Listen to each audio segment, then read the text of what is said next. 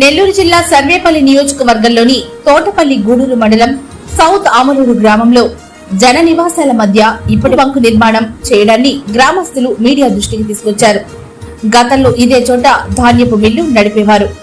Mill యజమానులు వేరే వారికి విక్రయించడంతో ఈ ప్రాంతంలో పెట్రోల్ బంకు ఏర్పాటు చేసేందుకు నిర్వాహకులు సన్నాహాలు ప్రారంభించి గోతులు తవ్వి ట్యాంకులు సిద్ధం చేశారు.